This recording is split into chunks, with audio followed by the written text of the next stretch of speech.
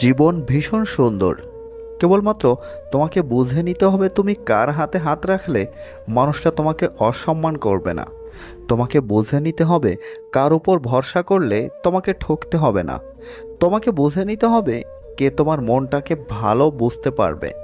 প্রকৃত পুরুষ তার নারীকে সেই সম্মানটুকু দেয় তার প্রিয় নারী যেটা ডিজার্ভ করে। যদি এমন কাউকে পেয়ে যাও তবে আঁকড়ে ধরো, কারো জন্য ফেরার দরকার নাই। এই দুনিয়ায় ভরসা করার মতো দুটি হাত বড় প্রয়োজন।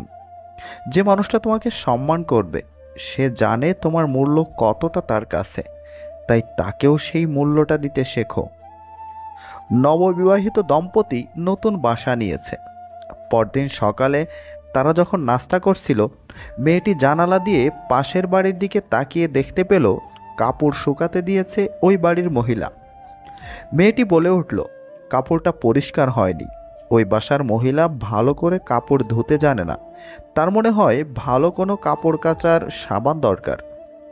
মেয়েটির স্বামী সেদিকে তাকালো, কিন্তু নিশ্চুপ রইল।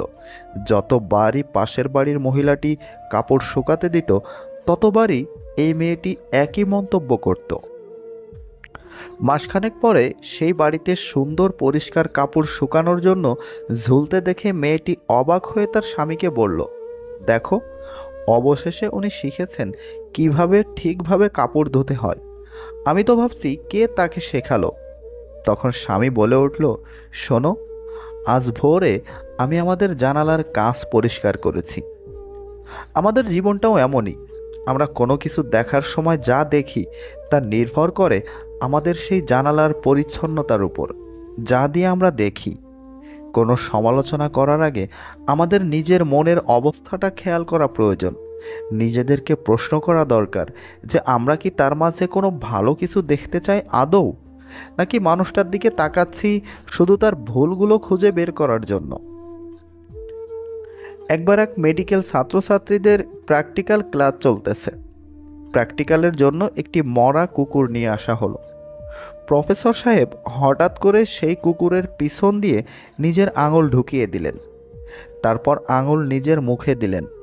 এরপর সব ছাত্রছাত্রীদের এই কাজ করতে বললেন। স্যারের ভয়ে সবাই তাদের আঙুল ওই মৃত কুকুরের পিছন দিয়ে ঢুকিয়ে দিয়ে যার যার মুখে দিল। এরপর স্যার বললেন, বুঝেছ, মেডিকেলের সবচেয়ে গুরুত্বপূর্ণ হলো মনোযোগ। তোমরা যদি মনোযোগ দিতে তাহলে বুঝতে যে আমি আমার মিডল ফিঙ্গার ঢুকাইছি আর তর্জনী আঙ্গুল মুখে দিয়েছি। এখন থেকে মনোযোগ দাও। ছাত্রছাত্রীরা সব বেহুশ, আর এরই নাম মনোযোগ। তাই কারো পেছনে আঙুল না দিয়ে মনোযোগ দিয়ে নিজের কাজ করেন। সাফল্য অনিবার্য। একটা সময় যাকে ছাড়া একটা দিন কাটাতে পারবেন না বলে মনে হয়, বিচ্ছেদের 6 মাস পেরোতেই মোবাইল নাম্বার ভুলে যাবেন, বছর যেতে ঠিকানা ভুলে যাবেন, হয়তো নামও ভুলে যাবেন একদিন। যদি এসবের উল্টো হয় তবে বুঝে নেবেন সে আপনাকে প্রচণ্ড ভালোবেসেছিল। কিছু কিছু সম্পর্কের কোনো সমাপ্তি থাকে না। এর মানে এই নয় যে সম্পর্কটা শেষ, এর মানে এই সম্পর্কের কোনো শেষ নেই। যে তোমায় ভালোবাসে তাকে কখনো কষ্ট উপহার দিও না, কারণ কষ্ট সবার কাছে পাওয়া গেলেও ভালোবাসা সবার কাছে পাওয়া যায় না। তুই ভাবছিস ভুলে গেছি, সত্যি বলতে তোকে বিরক্ত করা ছেড়ে দিয়েছি। এমন অনেক মানুষের সাথে যোগাযোগ অফ হয়ে গেছে যাদের সাথে আগে সারা দিন কথা হতো। সেই মানুষটা কই আছে, কেমন আছে তাও জানি না। সময় কিভাবে বদলায়। সুযোগ পাইছেন, শক্তি আছে, ক্ষমতা আছে, অপব্যবহার করেন না। আর যেখানে সেখানে মাথা ঢোকায়েন না। একবার মাথা আটকে গেলে শেষ পর্যন্ত কঙ্কাল হতে বেশি সময় লাগে না।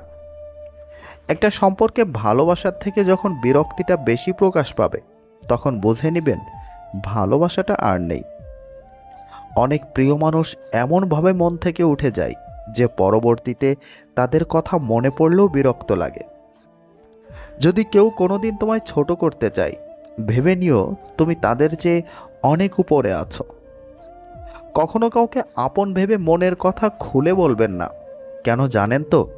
সেই মানুষটা আপনাকে আপনার কথা দিয়ে আঘাত করবে একটা সময়। এক ছেলের চাকরিতে দুইটা ফ্যামিলি বাঁচতে পারে, আর একটা মেয়ের চাকরিতে একটি সোনার সংসার ভেঙেও যেতে পারে। স্বামী গরিব হওয়া ভালো, কারণ তারা অর্থের অভাব ভালোবাসা দিয়ে পুষিয়ে দিতে চেষ্টা করে। দিনের শুরুতে মনে হয় জীবনে অর্থের প্রয়োজন সবচেয়ে বেশি, কিন্তু দিন শেষে মনে হয় অর্থ নয়, জীবনে শান্তির প্রয়োজন বেশি। আমি ভালো নেই, এটা যদি তোমায় বলে বোঝাতে হয়, তাহলে তুমি কিসের প্রিয় মানুষ? কাউকে ভালোবাসলে তাকে না দেখলে থাকা যায়, ঝগড়া না করে থাকা যায়, কথা না বলে থাকা যায়, দেখা না করেও থাকা যায়, কিন্তু তাকে না ভেবে থাকা যায় না। কখনো কখনো মানুষকে ক্ষমা করা অসম্ভব হতে পারে, তবুও অসম্ভবকে সম্ভব করুন, সীমাবদ্ধতাকে অতিক্রম করুন, জয় করুন নিজের রাগকে, ক্ষমা করতে শিখুন। ক্ষমাই আসল শক্তি। যে আপনাকে পাত্তা দিবে না, আপনি তাকেও পাত্তা দেবেন না, সে যত বড় আর যত বিখ্যাত মানুষই হোক না কেন। মনে রাখবেন, আপনার পৃথিবীতে আপনিই রাজা, আর যে আপনাকে আপন ভাববে তাকে আপনিও আপন করে নিন। আপনি যাকে আঘাত করেছেন তার চুপ থাকাকে ভয় করুন। সে যদি সহ্য করে সৃষ্টিকর্তার উপর ছেড়ে দেয়, তাহলে আপনার পরিস্থিতি ভয়ানক হবে। মনে রাখবেন, দুনিয়াতে এমন মানুষ আছে যাদের দীর্ঘশ্বাসটুকু রব কবুল করে নেন। সৌন্দর্য মানুষের মনোযোগ আকর্ষণ করে, তবে ব্যক্তিত্ব মানুষের মন ছুঁয়ে যায়। যে মানুষটা আর নেই, তার প্রতি মায়া বাড়িয়ে কি হবে? মায়া বাড়ানো ছেড়ে দিন, জীবনে অনেক সুখী হবেন। মানুষ যদি রাগের ভাষা বুঝতো, তাহলে কোনো সম্পর্কই নষ্ট হতো না। জোর করে কর্তব্য পালন করা যায়, কিন্তু জোর করে ভালোবাসা যায় না। পরপুরুষকে শরীর দেয় কারো স্ত্রী বা অন্য কোনো মেয়ে, তাদের মধ্যে এই লক্ষণগুলো থাকে। নাম্বার 1, লজ্জাহীন নারী। এমন কিছু নারী আছে, আপনার চোখের দিকে এমনভাবে তাকাবে মনে হবে আপনার মনের সব কথা বুঝে ফেলেছে। এইসব নারী থেকে সাবধান। নাম্বার 2, কিছু মেয়ে আছে, পুরুষ মানুষ দেখলে নিজের সৌন্দর্য প্রকাশ করার জন্য চুল, ওড়না এইসব বারবার এদিক সেদিক করতে থাকে, যাতে পুরুষ সহজে আকৃষ্ট হয়। নাম্বার 3, নানানভাবে কথাবার্তা বলবে, বিভিন্ন স্টাইলে কথা বলে পুরুষের মন জয় করার চেষ্টা করে। নাম্বার 4, বারবার একা একা দেখা করার ফাঁক খুঁজে, তা একান্ত একাকী, কাউকে সাথে না নিয়ে। নাম্বার 5, গভীর রাতে SMS করবে রাত 1টা-2টায়। নাম্বার 6, যেসব নারী নেশাগ্রস্ত, এইসব নারী থেকে সাবধান, এরা নেশা অবস্থায় সব কিছু হারিয়ে ফেলে। এবং নাম্বার 7, অসৎ নারীরা সুযোগ পেলে যৌন আলাপ শুরু করে দিবে। সেই উত্তেজনার বশে পুরুষ যদি মাত্রাতিরিক্ত কিছু করেও ফেলে, বিপদ কিন্তু পুরুষেরই। এই নারী কিন্তু অবলীলায় দোষ চাপিয়ে দিতে পারে পুরুষের ঘাড়ে।